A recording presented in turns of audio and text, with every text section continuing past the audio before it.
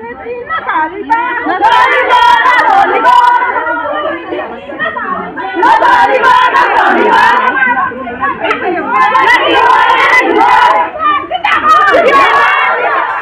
অসমৰ দৰ্শকৰ বাবে এই মুহূৰ্তত লৈ আহিছোঁ ডাঙৰ খবৰ।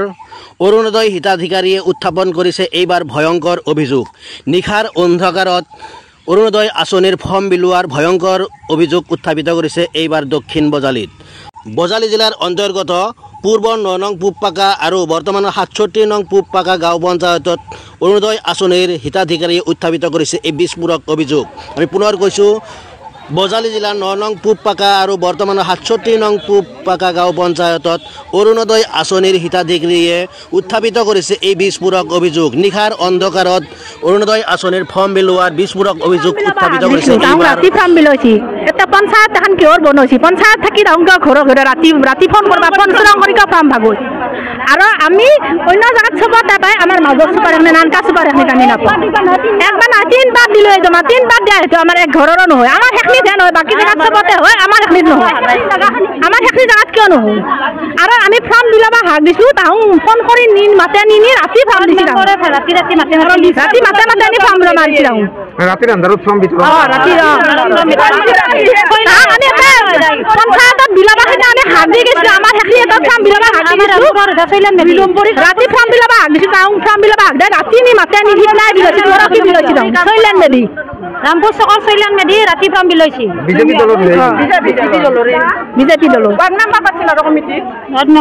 তাক ৰাতি বিলাব হাক দিওঁতে, তাক ফৰ্ম বিলাব হাক দিওঁতে তাহোঁ ফৰ্ম বিলাই দিছিল। কবা নৰে মুখেদি কথা কব নৰে। অৰুণোদয় আগতে পাই আছিলো, ইটাৰ মানে কাটা গৈছে, নামটো অহা নাই।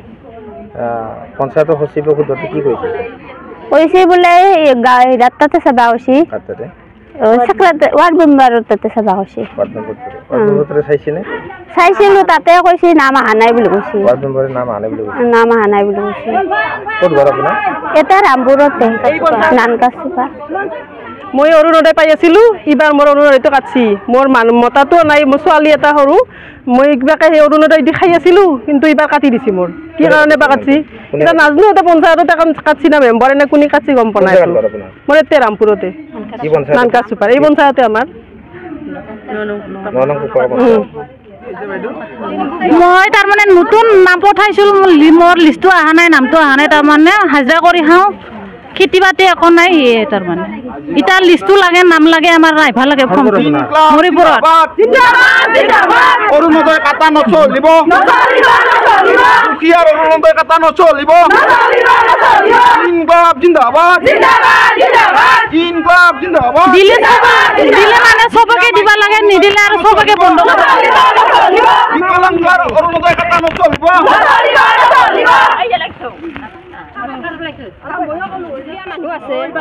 এইগিলাখান কোনো এটাইও পাৱা নাই, কোনো এটা নাপোৱা গিলাখান এইকেইটা মৰি আছে এনেকে।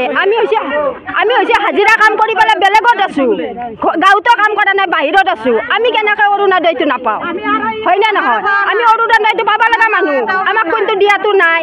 কিন্তু বেলেগ এখন মেম্বাৰ এটা আমি গাঁৱৰ মুৰব্বী এজনক মাতছো, তাহাঁতৰ ঘৰত 3টা 4টা কৰি কেনেকে পায়, সেইটো আমাক লাগে, আমাক দিবা নালাগে, কিন্তু তাহাঁতৰ কেনেকে পায়?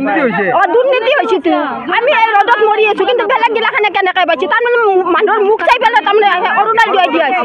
মোৰ ঘৰ সেই কাজকুৰি পথাৰ, আমাৰ ঘৰ চাই আহিব, একো নাই। এখন ঘৰত 3টা 4টা তাহাঁতৰ মানুহগিলাখানক দিছে, কিন্তু বেলেগ মানুহগিলাখানক দিবা নালাগে। আমাৰ মতাগিলাখানে হাজিৰা কাম কৰিব যায়, ৰাতিপুৱা সেই দা কটাৰী লৈ পেলাই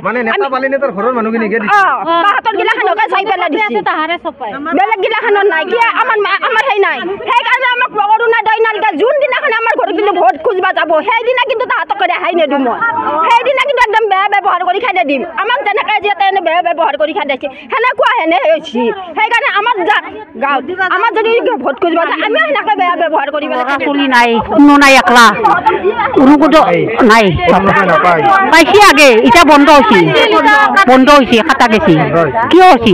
1 বছৰ 6 মাহ হৈছে, চানপাৰ ব্লক।